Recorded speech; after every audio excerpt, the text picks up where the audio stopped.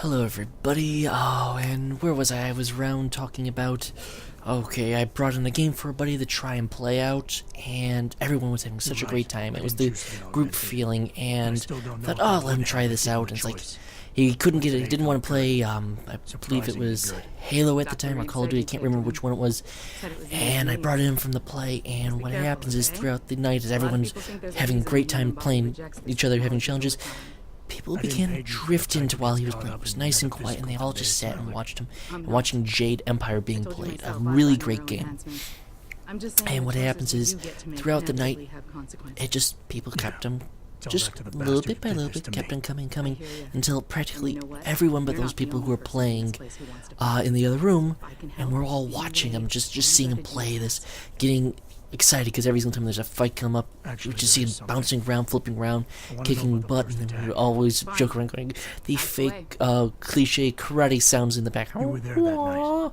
But no, it was just seeing it, and then after a while, everyone, even those guys, they started, bit by bit, they started, like, where the heck is everyone? It's like, and you just sit, we all sit and watch him, we're enjoying, he's having such a great time, and then we're like, he comes up against, spoiler, really old game, really much of a spoiler, he comes up into a village, and it's, dealing with the cannibals, and it's like, we all go, oh my god, what's going on? He literally jumps, because he wasn't expecting everyone to be congregated around. I mean, literally, there was a small room, we had everyone just jammed in there watching him, and it was the fact that, it wasn't that we were playing the game, and how we loved it, and how love the game brought us there together, but it was the fact that we wanted to see one of our own do so good and see how he's playing, and we were just so excited and just being led by it. And it was like we didn't care that we weren't playing it. We were caring that this guy was pretty much playing his experience, and it was just such a great thing.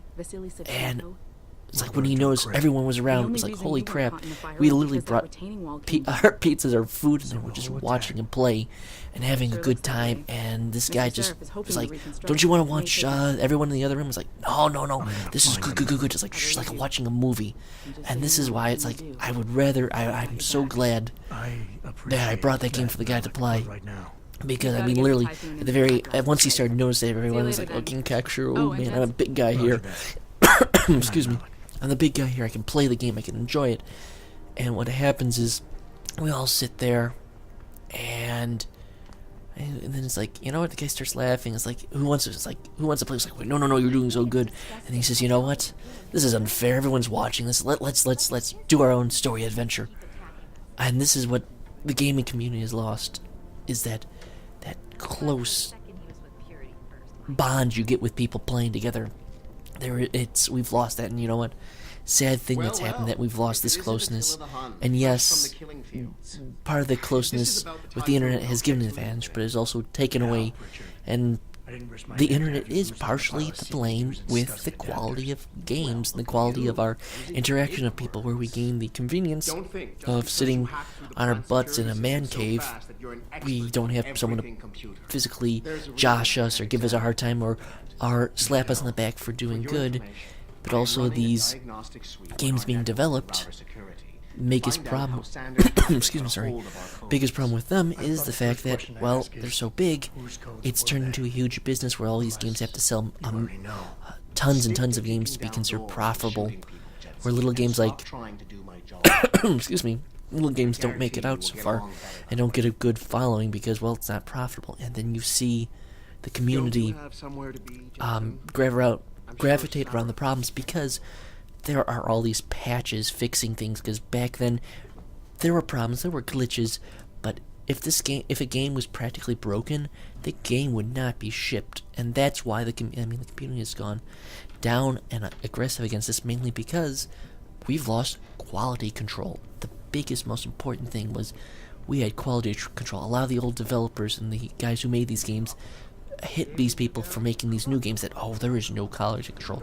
We all focus on, we can post-patch work, which, you know what, I have to say is the biggest detriment, because it's been abused, where games like Call of Duty, Oh, or actually just any of these games, not even just Call of Duty, just any of these games. The post-patch work is what's the problem. Is that all these developers are forced by the publishers to put this game out, and they don't worry about quality control because they know that they can fix it. And there's a big minority of people. The majority of people have online capabilities and don't have to worry about the update, and don't have to worry about not getting the updates. So the game is fixed, so they can go, okay, fix this. And this is why people have turned so negative, because we've been shipped pretty much inferior products. Because honestly, previous generations without internet connection, if they shipped a faulty game, they would be reamed up left and right. And now a lot of these game reviewers just take it for granted. Oh, well, we have an internet connection. Oh, there's a post-patch. The patch fixed everything. It's like, you should be... This is the thing. It's like, everyone relies too much on this post-patch product, where everyone with this... where everything is now unfair and unbalanced and actually kind of busting. This is why the negative feeling has come out so much, is because there has not been so much love in the work. It's become so much as a business model that things have to be done this way, things have to hit a timetable. It is a machine factory process of money, money, money, money, money. And these guys don't make it of their own free will. They're making it to make a business, but they cannot stand behind the product because they are forced to put out product, which is the biggest downside. They're forced to put out product, and then because you're forced to put out product, you lose the quality control, because it's like, okay, A, B, C, D. Well, D doesn't look so good. Well, we'll fix that later on. That's at the very end. Everyone, by the time people get to that, we'll have some idea of fixing it. And this is what's killed this is what's made the community become so venomous, is that we're paying more money for games that are in unfinished products. And honestly, that's the problem.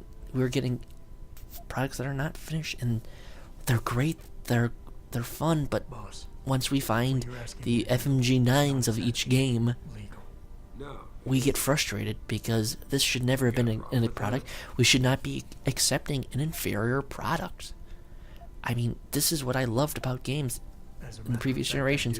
Any problems were usually minor, because if they were serious, they were held accountable by the reviewers. Now it's kind of blasé. No one needs to worry about it so much because, well, as I say again, the internet saves all. But the internet has pretty much kicked itself in the teeth in quality because it's easier, and this ease of use for having people next to you to have a good time is what's the problem. We're using ease of use to cut corners, and this is what never should be done in games, be it through playing with your buddies or a quality product. I am sorry, I have not gotten used to the timing. I thank you guys again. Please tell me what you think. I'm enjoying doing this. Please I'd like to know what you think, what I should do next, anything and everything. Thank you, and good night.